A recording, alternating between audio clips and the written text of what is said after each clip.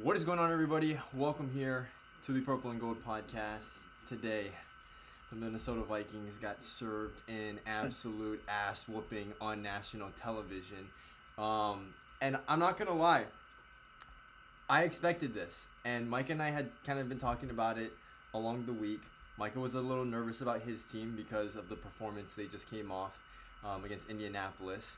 And of course, the week before also didn't look pretty against a struggling Miami team. But I told him, this Minnesota Vikings team has found every way possible to kick themselves in the knee, okay? Whether it's just injuries, whether it's simply Carson Wentz, which I don't need to elaborate on, and lack of a run defense, which was also evident today. The same problems keep popping up on a week-to-week basis, and it just seems to me like we do not have the personnel in place to address those problems, because I don't think coaching is an issue. I think we can point to it at times, but we know what Kevin O'Connell is capable of. We know what Brian Flores is capable of, and it just seems like the pieces are not falling into place like they did last year. I think we kind of know where this team stands 7 weeks into the season. So another disappointing game, and a little nugget to throw out there, which, Mike, I don't know if you know this, but the Vikings have lost every road Thursday night football matchup except for one in their entire history. Their one win on a road Thursday night football game came in 1978 against the Dallas Cowboys. This team is historically bad on the road on Thursday night for whatever reason, and we can point to a lot of things, but there's been different owners throughout the years, there's been different head coaches, there's been different personnel. For whatever reason, this team cannot get it done on a short week on the road. And look, it's not easy, but I don't think it's that hard either. So this franchise legitimately might be cursed, but that's something that we already know. So before I go into my extensive rant, Micah, what are your thoughts on the Vikings' performance from the perspective of a Chargers fan?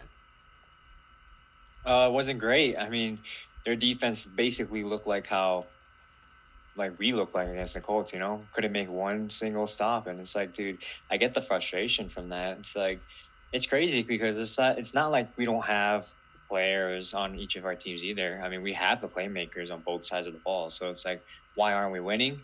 But it does go back to like feeling that I think, maybe our teams are cursed, I mean, this happens every year for the Chargers too. So, I mean, it starts to feel pretty repetitive. It's like, oh, you just start to expect it. So I don't know, man.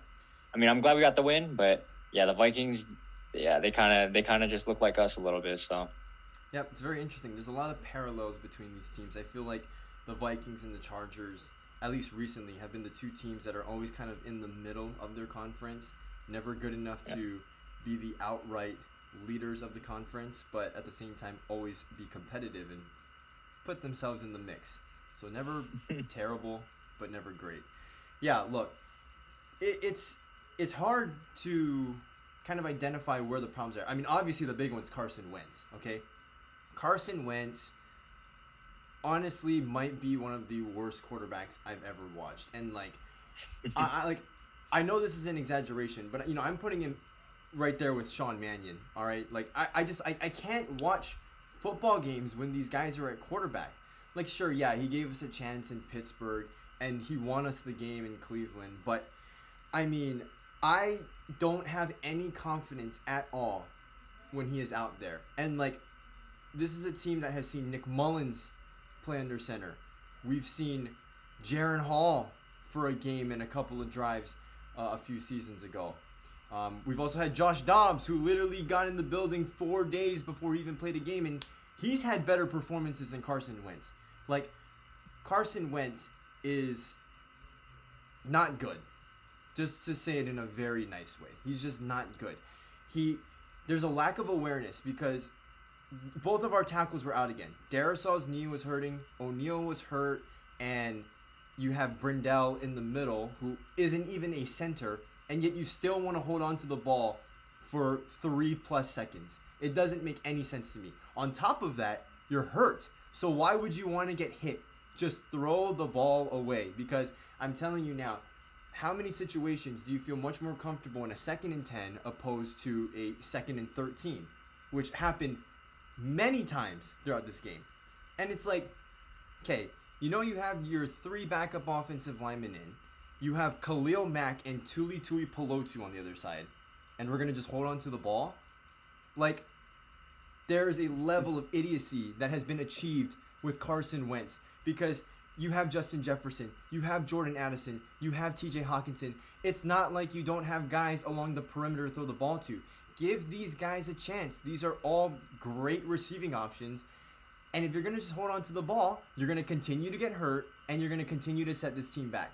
He is single-handedly bringing this team down, which is why I'm saying he's one of the worst quarterbacks that I've seen play for this team recently, because there haven't been a lot of guys that I could say, like, oh yeah, this guy's losing us the game, even if we've lost. Like, even with Nick Mullins, I was like, okay, Nick Mullins is giving us a chance. Carson Wentz, I don't think so. I knew coming into this game that there was no shot because Carson Wentz was still playing quarterback. And it just pisses me off because, we can blame a lot of other things that are going on around him. I get it. The offensive line is not great, but he's not doing any good for himself with the decisions that he's making and just his overall play. So, I don't know. Am I over exaggerating this? That's why you're here. Yeah, no, honestly, today was pretty pathetic. I can't lie. I mean, you say give your guys a shot. I think that's exactly what he should have done. I mean, when you throw it to Justin Jefferson, he's coming down with the ball most of the times. Yep. You throw a touchdown to Jordan Addison, you get like these short passes to TJ Hawkinson and let him run into open space. Like all of these plays were working for him right there. Exactly. As long as he just made those quick passes, gave his guys a shot, then I think it would have went well. I mean, other than that, the run game, I think we completely shut down, and that was one thing that also needs maybe a little bit of work. I mean, you guys were not getting into any open space with any runs at all. I mean, I can't recall maybe not any runs that broke over 10 yards. I don't recall a single one. I think so. But I mean, yeah, I think Carson Wentz is a big problem, and he's holding this team back from winning. I mean, even if he did keep it close, I mean, he's not going to be that guy to elevate if he can't just get the ball out to his primary guys, No, and I think that's the intrigue of signing with a team like the Vikings, because you have this plethora of weapons around you. You know that if you just give them a chance, more times than not, they're going to come down with it. And I think today, Justin Jefferson silently had himself another good game. It's just no one will remember it because the Vikings got blown out. But it was there was a point in the game where he had 70 yards. He had about 80% of all of Carson Wentz's passing yards, and I was like, this is insane. It's like he's the only guy out there that it seems like is doing anything. But again, Carson Wentz has a lot to do with that. And pivoting towards the run game, look, again, I would like to give it slack because of the offensive line. But if I'm being totally honest here, this has been a problem since Kevin O'Connell has been the head coach. The run game has never really been standout for the Vikings. I think when he had Dalvin Cook for that last year, I mean, Dalvin Cook was an outstanding running back, but even he had his fair share of struggles. That year, he was the most tackled running back in the backfield that season, which is insane to think, but also had a ton of explosive plays, so it kind of balanced itself out. But we've seen time and time and again that this team struggles to establish a run game, is too reliant on the play-action pass and the deep developing routes, where when you become too one-dimensional like that, you struggle against top-tier defenses like the Chargers. Even though the Chargers didn't have a great performance last week, they played a good offense, but regularly speaking, this is one of the better defensive units in the league, in my opinion. So it's I don't think it's any of the players' faults. I think you're not really setting your guys up for success when you've run the ball the way that you have for the last few years. Now, I could go on forever about the offense, but I think we know what the problem is. And look, the fact of the matter is that when we look back at this offseason, with all the great additions that they brought in, I think Isaiah Rodgers has been outstanding. I think Javon Hargrave, Jonathan Allen, these were all supposed to be really good signings. But the thing that bothers me the most, and I only talk about this because of the way that they've treated the J.J. McCarthy situation, okay? If you are going to bench J.J. McCarthy, because that's essentially what has happened.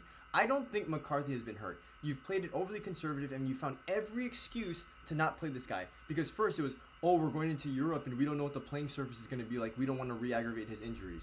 I was like, okay, fine.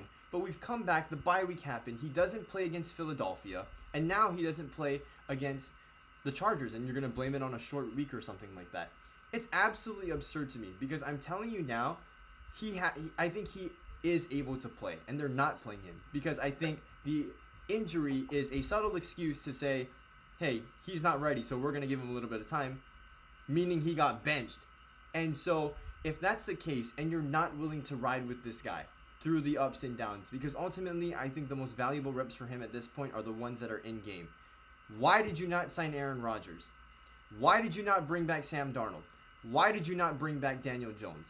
Okay, and I know that they made attempts at least 2 of the 3 of those guys. The last one being Aaron Rodgers, they didn't offer. But obviously it wasn't respectable enough for them to say, hey, I do want to come back to Minnesota. But again, you have to be fully committed to the guy if you're going to say, hey, this is your team now, and we're going to trust you, and we're going to go through those ups and downs with you. I don't get that from this team, which is concerning to me. I'm not concerned about J.J. McCarthy, but the approach that they're taking towards his development is overly conservative, and I don't like it, because when we look at all 3 of those quarterbacks now, and again, I mentioned this in last week's video, I'm one of the few people that believe that Aaron Rodgers would have been a good addition for this team, and he's playing well this year. Because again, I'm going to reiterate it, no one ever plays good on the Jets, so it wasn't Aaron Rodgers' fault, and he's proving me right this year.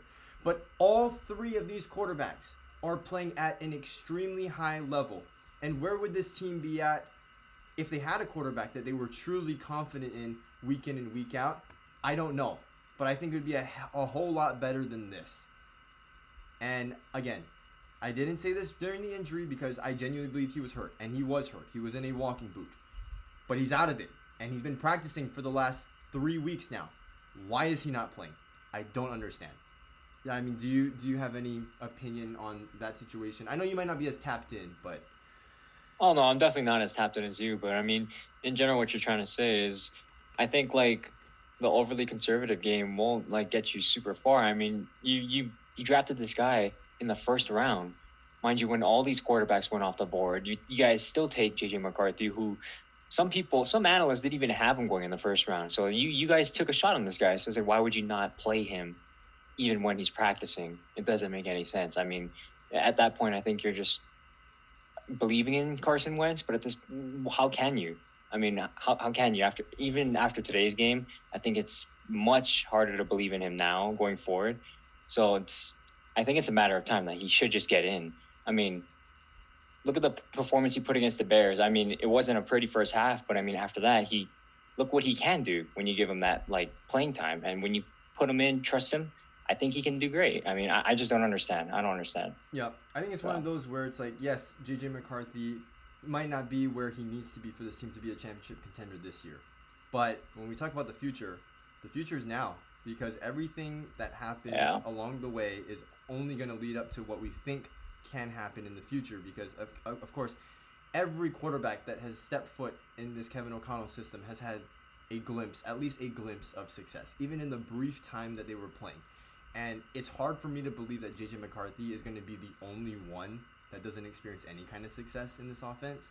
So I think it's only a matter of time. But they need to start acting like it. Because if he doesn't play next week, that's when I'm going to officially hit the panic button. Because that is just not right on so many levels. Now, flipping it over to the defensive side, I don't know where to begin. But let's just start with the guys up front.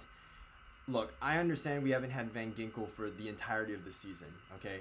What's going on with him and his concussion is concerning, but we're going to get him back eventually.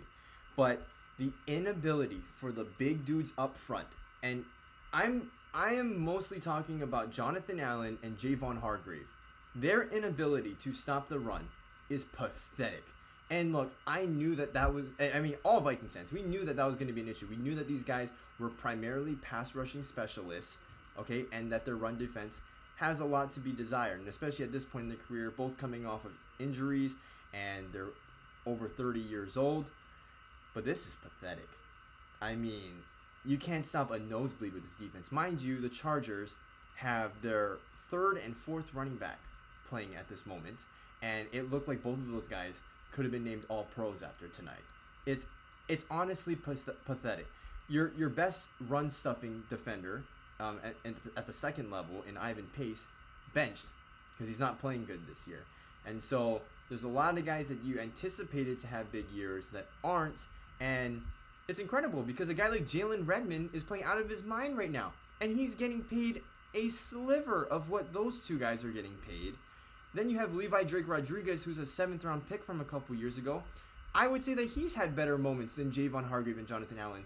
These two guys, for the amount of money that we gave them, are just complete non-factors. And it's honestly pathetic, okay? Because I think in terms of name value, yes, great additions. But their presence has not been felt throughout the duration of the season. And we have other guys that are stepping up.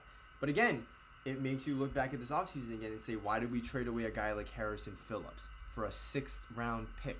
It just doesn't make any sense to me because Harrison Phillips, you know, although he's not a world-class defensive tackle, I mean, he did so much for this team in terms of snap count and run defense, which we're lacking now. Again, it's just a series of moves that as we look at it as the season goes on, it makes you scratch your head and say, why do we do this? Because now our personnel is screwed. There's nobody that we can put out there that can stop the run. We don't have any money left to go and distribute that money or make a trade. It just doesn't make sense at this point. There's a lot of things that we can point at, but I think it's safe to say that those two guys specifically have been underwhelming, and it hurts me to say that because I think that those have been two really good players throughout their career. Oh yeah, especially against guys like Bradley Bozeman, Zion Johnson, and then Micah yes. got hurt, and you put in Foster Sorrell. It's like those are guys you guys should be getting past those guys. I mean, they're horrible. So yeah, it's ridiculous. I mean, that's I don't know. I mean, like you said, big name guys, but not really any impact on the game right now. So. Mm-mm. And that's a great point that you brought up. I mean, the Chargers O-line is not fully healthy either. I mean, they have a bunch of guys that, I mean, they don't want playing either. And, I mean, Bozeman is the starting center, but my God, I mean, that's less than ideal. We'll put it that way. In the secondary, Jeff Okudah, man, I don't know why this dude plays at all. I understand there's a lot of potential, but this is his 5th, 6th team now, and he hasn't been good on any of them. So at a certain point, you have to look at it and say, maybe it's not the team's problem. Exactly. Maybe this dude is just ass. The touchdown that he gave up to Ladd McConkey, why can I not be on the team? Sign me for a freaking $2 million contract. Because if all he's going to do is let the guy run right past him, because one of Jeff Okudah's strengths is pressing guys at the line of scrimmage, winning with his physicality. But if you're not going to do that, you're not even going to put hands on the guy. You might as well put me out there and put my name on the freaking jersey. Because I can do that too. I can watch a guy run right past me too. It's absurd. And this isn't a 1 week thing. This dude plays about 10 snaps a week. And every time he plays, you notice it. Why? Because they target him every play. I guarantee you, every time he came out on the field today, Greg Roman was like, boom, there's Okudah. Let's go after him.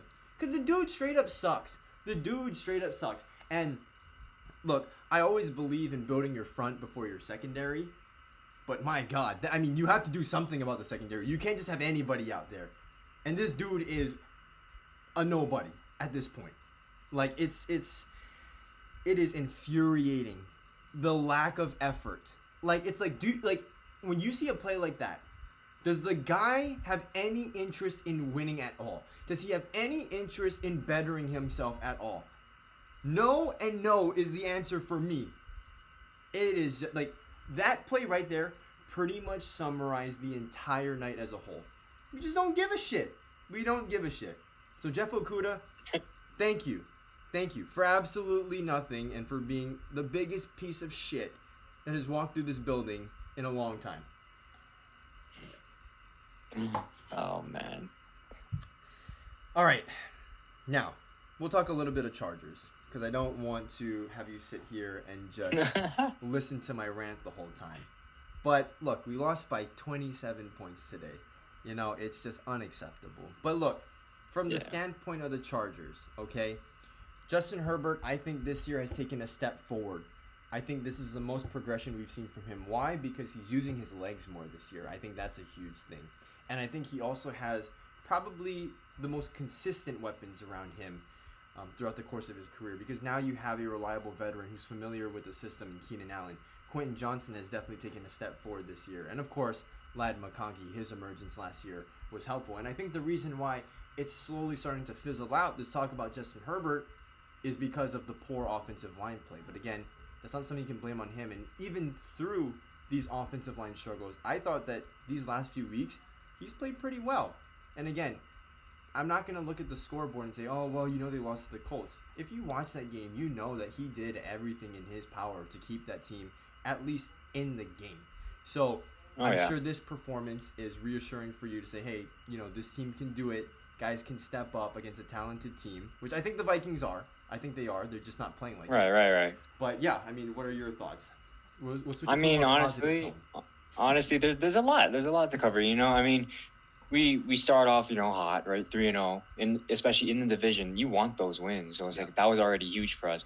And then once we played the Giants, that's when everything went downhill. People were getting hurt left and right. I mean, boom, hurt. And that already hurts with Slater out on the other side.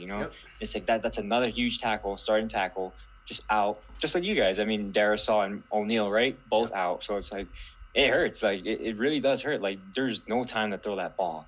And that's when you started seeing the slump, and I was like, oh man, this team right now looks like the old Chargers. I mean, like sometimes this team can be like the best team in the NFL. They play like it, and then after that, they just completely shit the bed. Like, what are we doing? Yeah. And we've had injuries many times, many past years. I mean, it's always been a thing for us, and it's like that comes back to the whole curse part. But whatever. I mean, like it's crazy. Like we get injured, we have all this talent, but we just can't seem to win. We can't seem to capitalize on games that matter the most. I mean, the Commanders should have capitalized. Colts, I'll give it a break. I mean, our defense really, really was messed up that game. Like, we could not stop anything. I mean, given the Colts, props to the Colts. They probably have one of the best offenses in the league. Oh yeah. And they have Shane Steichen, a head coach. So it's like, I mean, former Viking he's a quarterback genius. on there. He's an offense. Former offensive coordinator for the Chargers. But it's crazy because our defense was so bad that game that I think that completely threw us out of the game. I mean, Herbert had his career high in passing yards that game. Yep. And sure, he threw two costly pick, but most of his picks are tipped. I don't know what it is. Low arc on the ball maybe, but I'm pretty sure most of his picks are tipped this year, and it's crazy. Can you blame him? Who knows? Maybe because it's happening to him so often, but I don't know. I mean, it just feels like the same old Chargers still. I mean, this win, much needed. I mean, again, we look like a great team, one of the top teams in the NFL today. But can we keep playing like that? That's what I'm always concerned about. I mean, just the consistency. We're always consistently above average, and it's been like that. And the whole Herbert thing. I mean, taking a leap this year. I mean, yeah, he's definitely taking a leap. I agree. His agile extending, the way he's just able to extend out of the pocket. His pocket presence is great for what it is. I mean, pressured almost every play, especially against great D lines like the Colts, who DeForest Buckner getting in every single play. Just bypassing Zion Johnson like nothing. And it's I don't know, man. This line, I'm glad to have Alt back. I'm glad that Pipkins was back, but I didn't really see him at all on the field. So I don't know what that was about. But yeah, I mean, this team has the ability to win, but can they do it? Can they finish? I don't know. That's always I don't know for me at this point. So yeah, no, and you know what I mean? I think the Chargers are a good team, and Micah and I have had a ton of side discussions about Justin Herbert, but I did tell him this year I will admit I do think that there's been a jump. I never doubted Justin Herbert's talent, because the talent has always been there in my opinion, but it's just can we come up in those crucial moments, which we know he can too, but again there's a lot of smaller things that I think what makes the Justin Herbert discussion so difficult is there's a lot of things that you can't measure. I think things like momentum, I think you can't measure, and it's just a lot of things that you have to watch the game. You have to get a feel for it. And one of my biggest critiques of Justin Herbert was his inability to sustain drives at times, because there were times where they would throw 3 straight incomplete passes and it just stagnates and stuff, and then you allow teams to get back in the game. And there's a lot of other factors that we can throw in there too, which I mean this video could probably be 2 hours long in itself.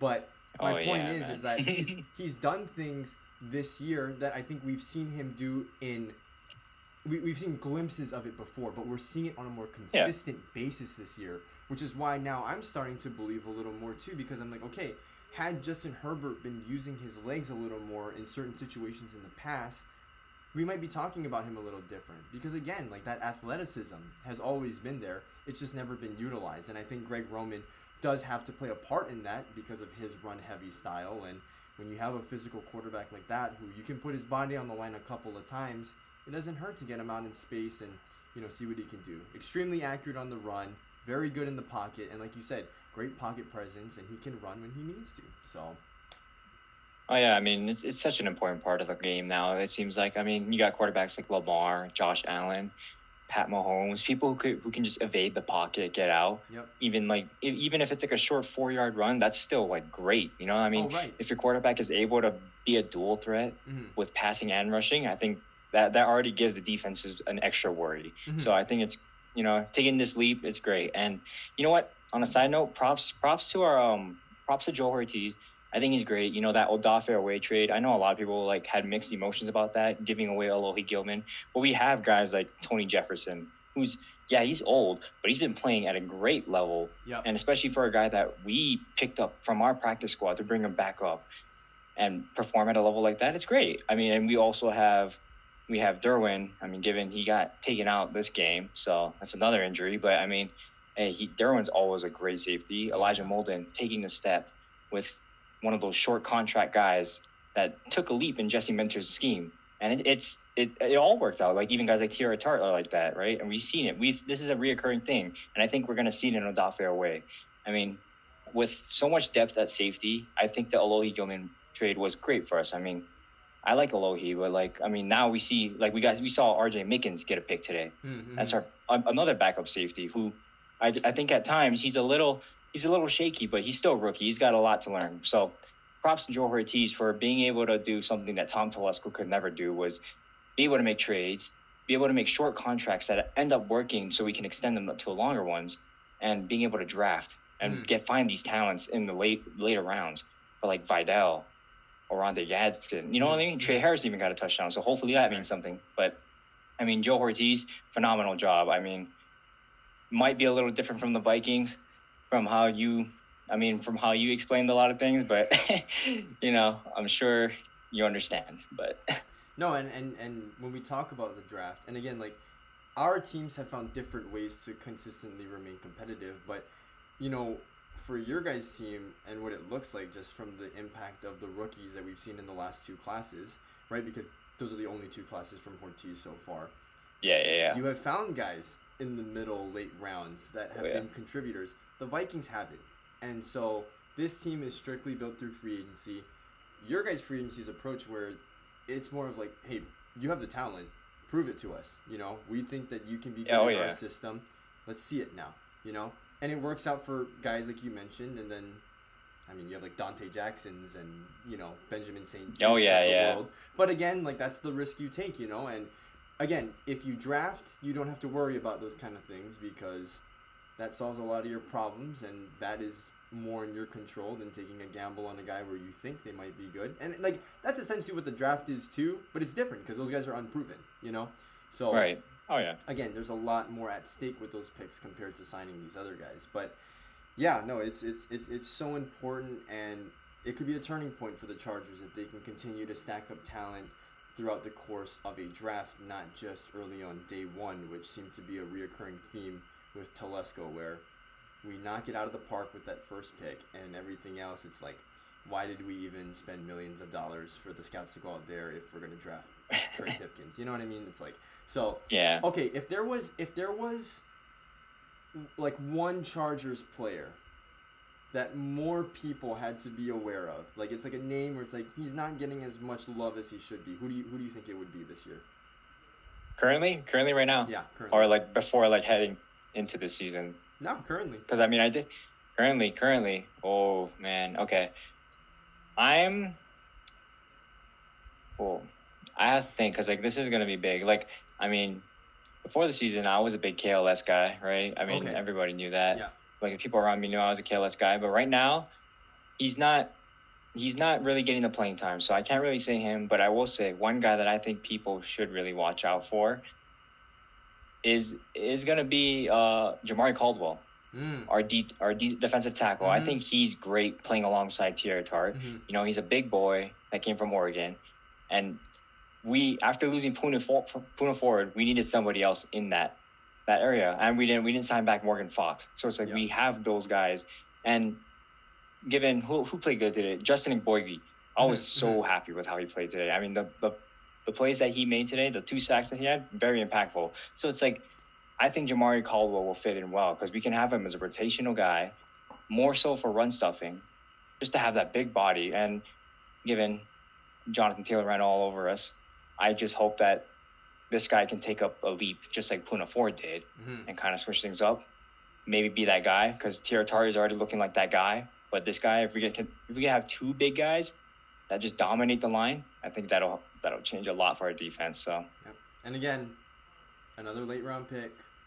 Exactly. And Caldwell, I thought he was solid at Oregon, but he was a guy who dropped because he had a guy in Harmon next to him that was playing absolute lights out, like one of the best D tackles in college football last year. And it's like, is Caldwell just a result of Harmon? But obviously, that hasn't been the case so far. So, okay, that's a good one. That's a good one. And okay, so coming back over to the Vikings, and we'll do a season outlook as well for the Chargers. I guess, do I want to do that? Yeah, maybe before we do that, who is someone that you liked on the Vikings today that maybe doesn't get a ton of attention? I know that it's not a great game. It's not a great game to pull that from. But even if it's not specifically from this game, is there any player throughout the course of this season as a whole that you think might deserve more attention than they've gotten?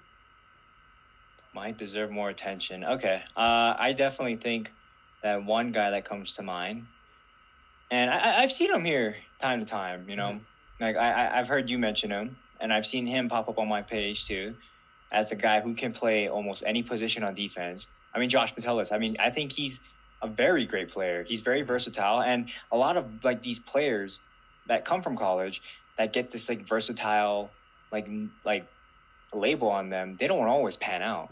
And that's scary because it's like at that point you try to find so many positions that they can play, but you never find that one dominant position for them. So that's why I think it can be like a shooter, like a hit or miss with like people like that. But Josh Metellus has been proving that he can do it just about anywhere on that defense and play like be immediate like impact on that team. So I think he's one guy that I've seen like some recognition, but I think he deserves more on that defense. So, and you know, it's unfortunate because I think in these past few weeks, right, because Harris scored the touchdown on him today, AJ Brown scored a touchdown on him last week. Why is Metellus even in those situations? Like, yes, we talk about the versatility, but it goes to an extent. Not everyone is playing at a Pro Bowl level at every position on the field. It's good that he can do it, but again, it's like, when that happens to him, it does a little thing to, like, you know, his media portrayal. It's like, well, you know, if you watched the play last week, Jalen Hurts had like 6 seconds to throw, so of course Metellus is going to get burnt by AJ Brown if you give him 6 seconds.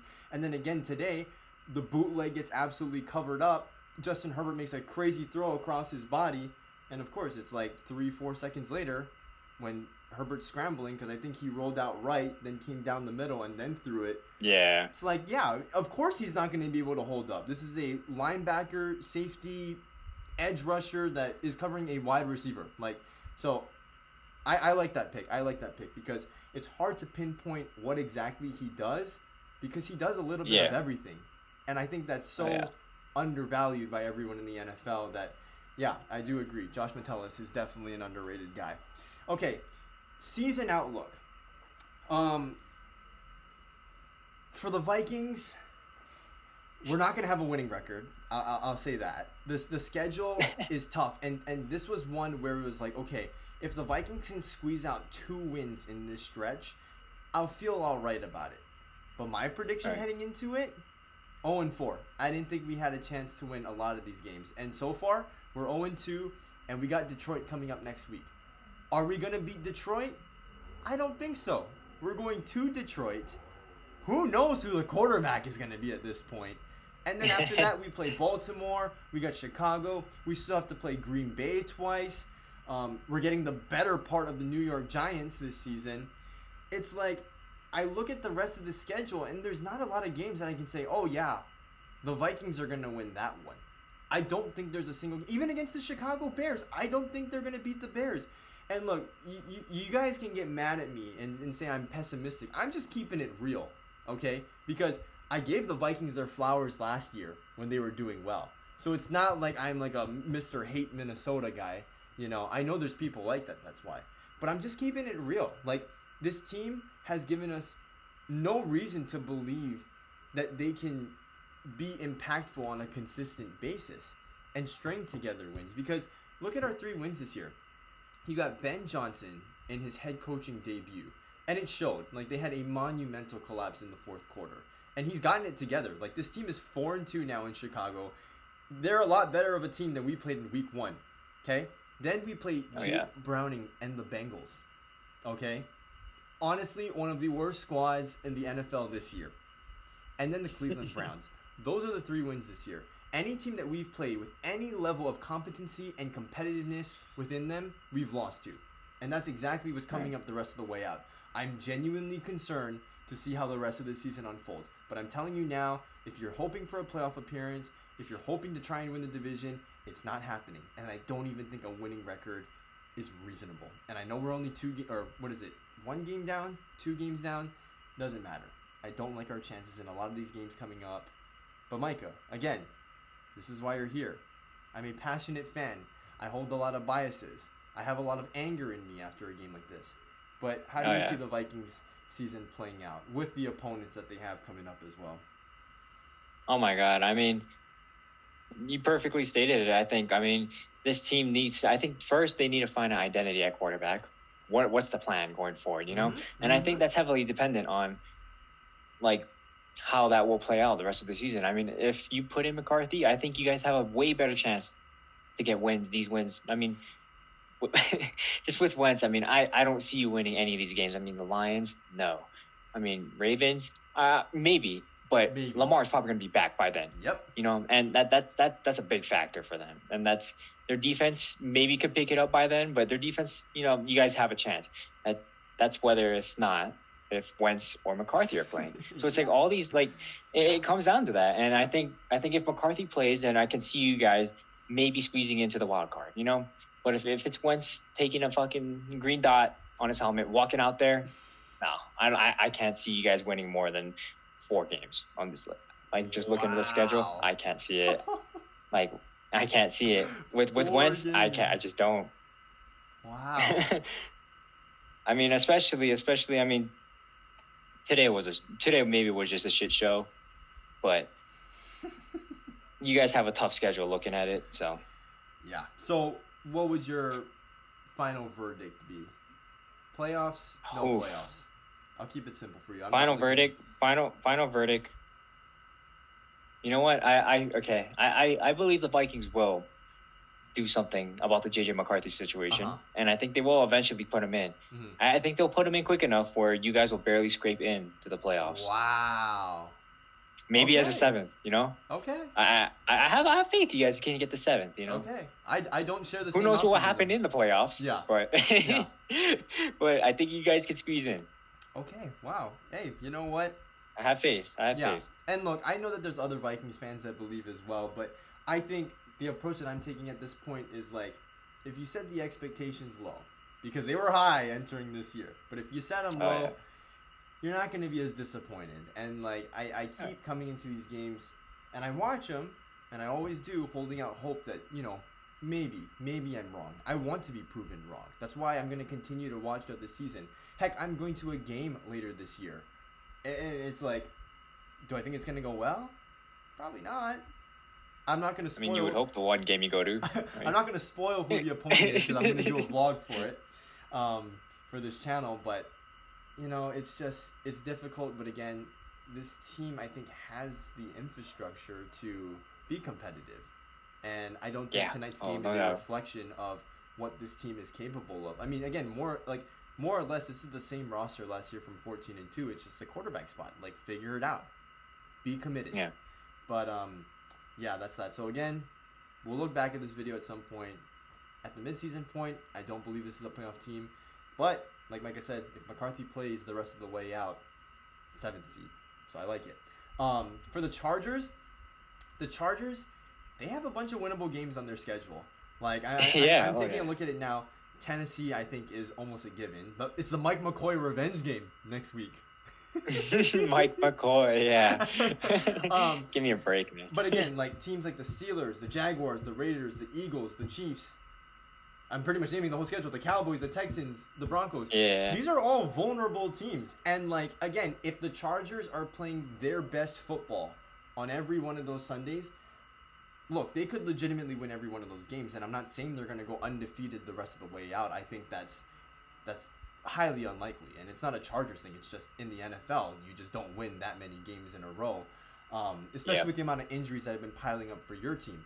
But look, I didn't have the Chargers as a playoff team to begin the year, and I'm going to be proven wrong, right? I think that this team has taken a step that I wasn't anticipating this year. And I'm okay with being wrong because you know what? This is a Chargers team that I think has always been talented, and just for whatever reason, if it's not one thing, it's another, they can't get it done. But I think it's a positive outlook from this day going forward. I do think the Chargers are going to be a playoff team, and I think it's possible that they could win the division as well. But I'm not confident in that. I still would like to give it to the Chiefs because until someone does it, I'm not going to believe it. So I think I think a playoff seeding is probably the most likely thing to happen. But again, I'm not ruling out the possibility of a division win. I just think the Chiefs, we're talking about the dynasty of the NFL right now. It's hard to go against them. But let's hear it from you, Micah. I mean, definitely, like you said, these are all winnable games. I mean, you could tell that it starts off a little easy, and then it gets a little more tough down the way. But I mean, winnable for sure, winnable, and that's always been my case when looking at these matchups. And it's just which Chargers are going to show up. You know, I was a little more optimistic going into today because Joe Alt was back, and that's a big piece that we needed back for this offense to actually excel. Because I guarantee you, if we had Austin Deculus playing, even though he's hurt, if he was playing overall, Grenard is getting back there 80% of the time, 90% of the time. He's getting back there every single play almost. And that's why Joe Alt is a huge piece. You know, gives Herbert the time to throw. And look what we can do when we give him the time to throw. He delivered today. And so, yeah, the Titans, Steelers, Jaguars, Raiders, like all winnable games for sure. Like Eagles, Chiefs, Cowboys, this is a winnable division right now. I think we can, as long as we don't stop, we don't step on any brakes, and we keep going, I think we can win this division. I mean, we're already 3-0 in the division, right? We started off strong, and that's these games that are coming up are the ones that we need to capitalize on to finally pull away. You know, and that's the main thing right now. So main focus is Titans next week. We better win that. You know, and I said that like we better win that because they already pissed me off enough against the Giants. Like that was horrible. Show. So they better win this one. The Giants are horrible, you know. I mean, given that Jackson Dart, you know, way better than Russell Wilson, I would say. But still, I mean, Sean Payton. But like that's such a winnable game. So it's like all these games are winnable. We can do it. I mean, we can be the best team in the AFC if we just win these games, you know, and we can. We look like we can. So I'm a little more optimistic now. And it's only going to get better, especially with Omarion eventually going to be coming back. You know, hopefully Derwin can heal, and all these stars, once they come back, then I think that we'll be like one of the best teams in the NFL. But I think I got to see it. So again, like I'm not gonna lie, Micah. Okay, and I know we joke about the reverse psychology thing, but like we're on the channel. I'm not gonna do that. I genuinely think, okay, like with the way that Justin Herbert is playing, you guys can make a run. Like there's gonna be a lot of other factors. Like again, not having Slater is gonna be huge. But I think they can. And like I believe in him more. And for me, what it's gonna come down to when this season's all said and done is what did Justin Herbert do in the playoffs? Because that's what we're still waiting to see from him, you know? I mean, we can make a lot of excuses and stuff like that. We can talk about that Jacksonville game again. But again, that's the only time that he's made it to the playoffs. And in that one game, he played a good half of football. And the rest, you know, is a lot to be to bargain for. But again, and that Houston game too last year, like that set a lot of people off too, including myself. That's a huge reason why I was just like, man, like I don't know if I can trust this Chargers team to be a playoff team this year, because that was an outrageous performance. I mean, there's just there's no place for a 4 interception game in the playoffs. Against a Houston Texans team that was what, 9-8, 10-7. It's not like they were outstanding last year. The Chargers are pretty heavily favored, and they blew it. And so it's just like, for me, what is Herbert gonna do in the playoffs?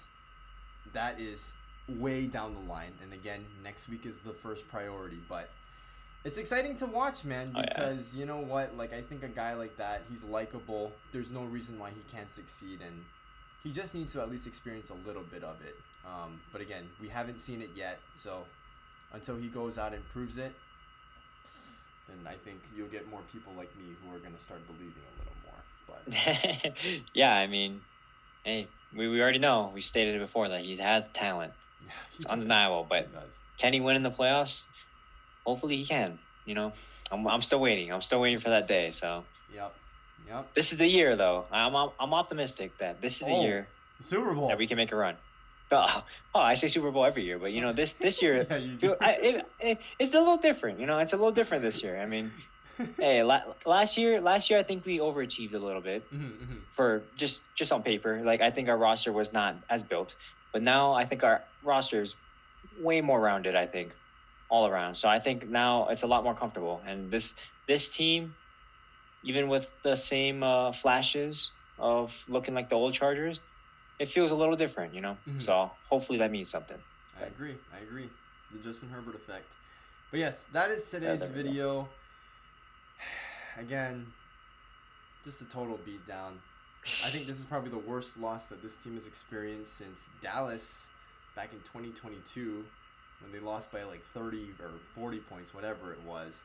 So this is a tough one to watch. This was a real tough one to watch. But again, I hope this team has the mental strength, the capacity to just move forward and say, hey, we have a long season left to go. And again, I'm going to emphasize this. I hope I'm wrong. I really do. I really hope I'm wrong. For the sake of the team, for the sake of the season, and for my sake, because I'm going to one of the games, like I said. So, I would like to be there when we're competitive and hopefully win that game as well. But, yeah, until the next video, I guess I'll see you guys later. I don't have much to say. This team played terrible today. So, yeah. But thank you, Micah, for being on. And, yeah, we'll see you guys in the next one. Peace.